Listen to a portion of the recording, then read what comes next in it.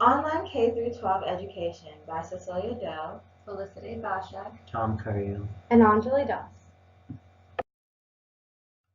Online K through 12 schooling refers to tuition-free public schooling that uses online interaction with teachers, physical materials for coursework that is provided by the school, and interactive student activities. Students receive individualized lesson plans tailored to support their educational needs and one-on-one support from teachers.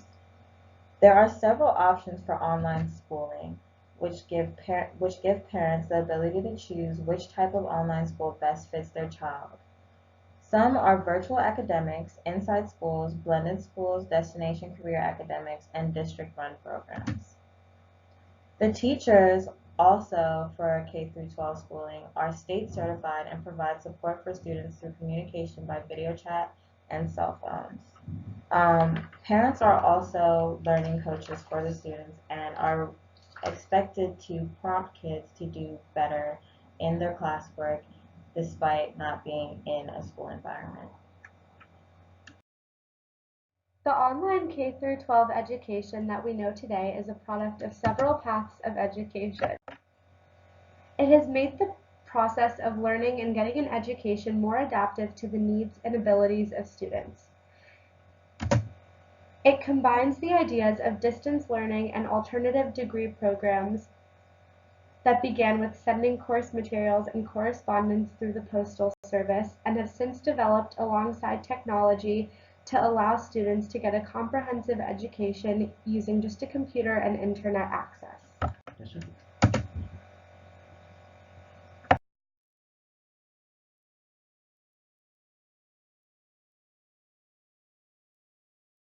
Here are some important dates that have to do with online K through 12 education developing. In 1960, the University of Illinois created the Internet, which was one of the first forms of a school-wide online platform, and allowed students to access class materials from linked computers.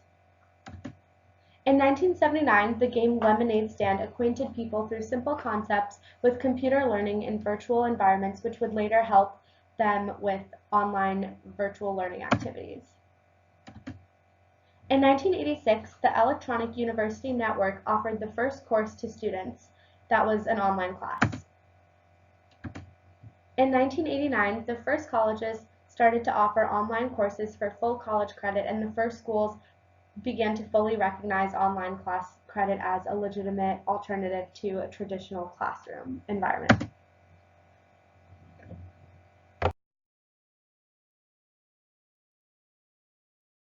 Here are some important key terms that help to contextualize online education.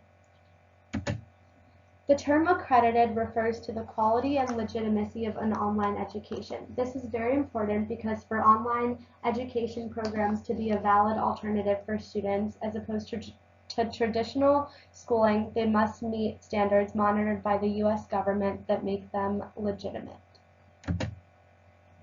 Self-paced instruction is an important advantage of online education by allowing students to set their own learning schedule and be more flexible to fit their learning needs. Synchronous versus asynchronous learning is another important distinction that helps to distinguish the timing of instruction and learning. Synchronous learning refers to learning that takes place at the same time, such as through a live video lecture, versus asynchronous learning, which means that the learning and instruction can occur at different times. Blended learning versus fully online refers to the capacity of online education to supplement classroom learning for students. Some students may choose to do fully online education, which means that all of their instruction happens online, and others may choose to pursue blended learning, which means that they supplement traditional classroom in-person instruction with online classes. Of online K through 12, increasing use of online technologies provides different types of educational options. This allows for students that are sick to catch up on missed coursework. It also provides non-traditional learning options for homeschool, rural area, or traveling students. Not all online schools are accredited because each states have different requirements and the curriculum varies greatly. There are two types of e-learning, the synchronous and asynchronous. Out of the 90,400 public schools in the United States, about 21% offer at least one course entirely online. Within the range of those schools that offer online programs, just 5% offer all courses and curriculum online. Former Congressman Ron Paul wrote in his book, The School Revolution, A New Answer for Our Broken Education System, that he believes that education is vital for all, and he sees some of the issues our current public education system faces today. He believes that teachers should be more free in the local school districts to teach and not have the added pressures placed on them from the federal government. Ron Paul realizes that this is also why many parents are choosing different options than our current public education system, but he would also like to see our public education system work well in order to sustain the educational needs of our nation. Carson Baker and Carter Davis are two examples of students that have benefited from online K-12 education. Carson Baker desires to be a pro athlete, so his schedule is very demanding, and the online option is very flexible to meet the educational needs he has. Carter Davis was having a harder time in schools, and his mom felt that it was important to look into alternatives for educating her son, and she turned to online education, and they have both been very happy with that. Some strengths for online schooling are that they are accessible for all students. Students who cannot attend school regularly due to chronic illness or families with military status can benefit from online schooling greatly. They have the opportunity to have lessons tailored to them and to have a more flexible timeline for finishing assignments. A second positive or strength is that online schools are a safe environment. Students who struggle with public school setting due to bullying or safety concerns their parents might have if they're in a violent neighborhood or with the increased dangers of school shootings can find solace and safety in the confines of their home. Lastly, K-12 online schooling, as mentioned prior, has access to certified, experienced educators who are ready to give students the best learning experience possible. If students have public schools that are underperforming or lack materials and lack enthusiastic teachers, they are more likely to benefit from online schooling. Cheating can be a weakness in online learning for K-12 students. It's going to seem simple for them to just Google the answers. Plagiarizing is also a concern. Post-secondary education preparedness is a concern. Students are going to miss out on social aspects of growth and development among peers that they would have in traditional schools. And online schools are not provided clear standards or accreditation.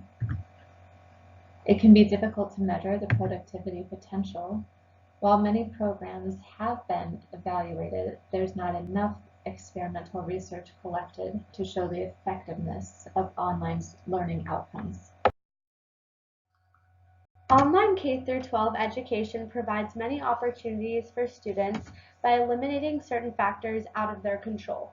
For example, differences in neighborhoods and the quality of local schools to which a child is assigned to has a great impact in the quality of education they receive. And these factors also perpetuate the achievement gap. So online K-12 education can give students access to a better quality of education, more resources, and better teachers than they might have in local schools. It also provides flexibility in learning pace and learning styles. Teaching methods and activities can be tailored and individualized to fit individual students rather than one teacher having to use methods that will work for 30 students in a classroom. Finally, online K-12 education offers the opportunity to manage overcrowding and keeping overhead costs low for school districts that either have some schools that are much more overcrowded than others and where students do not get the appropriate attention, or for some rural school districts that might not be able to afford overhead costs of students attending a full week of school. In many school districts, there has been consideration of cutting down the school week to 4 days to avoid a fifth day of the overhead costs, and online education can be a good alternative to having an extra day in school so students can still receive instruction without having to go into school.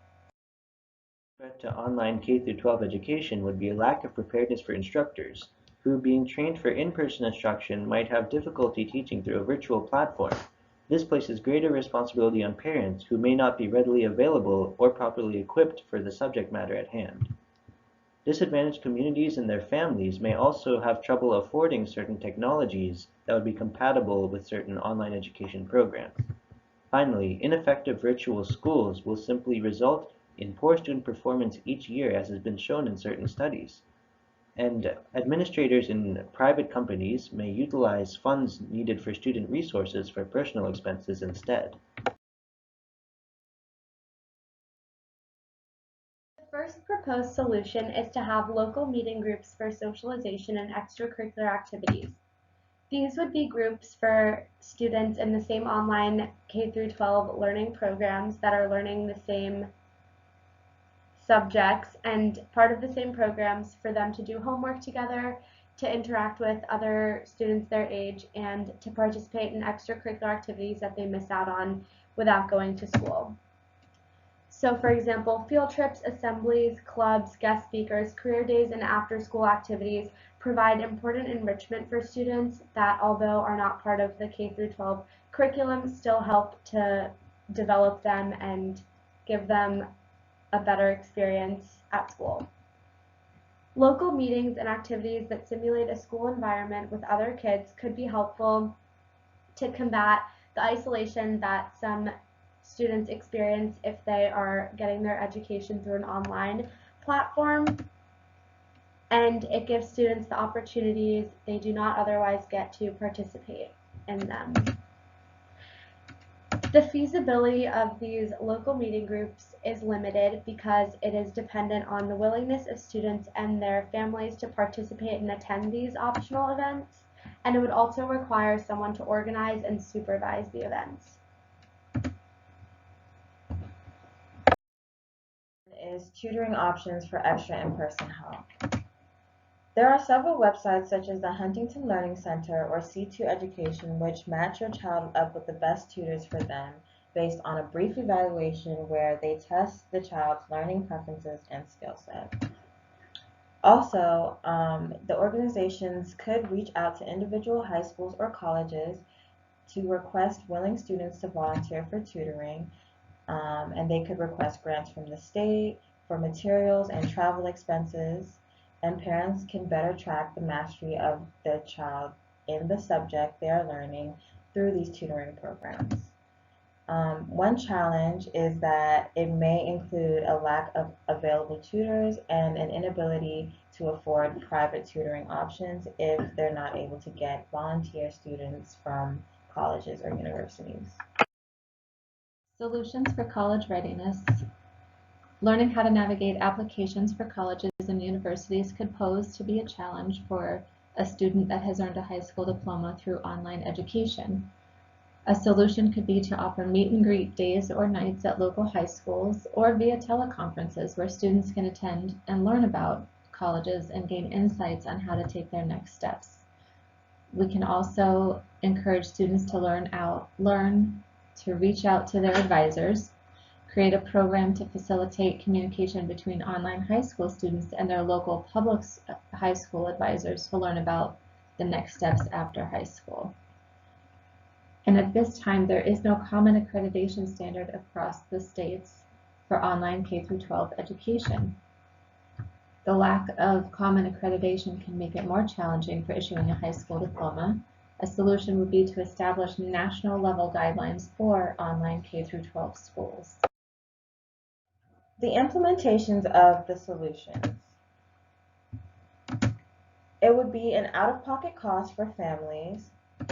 There would be a need to arrange these meetups by designated personnel at online schooling programs with the child who is enrolled in that school.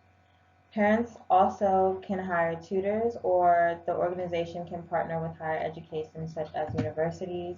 And colleges and career readiness advising is mostly self motivated by kids who need to contact the advisors themselves and take the initiative to um, get the help they need.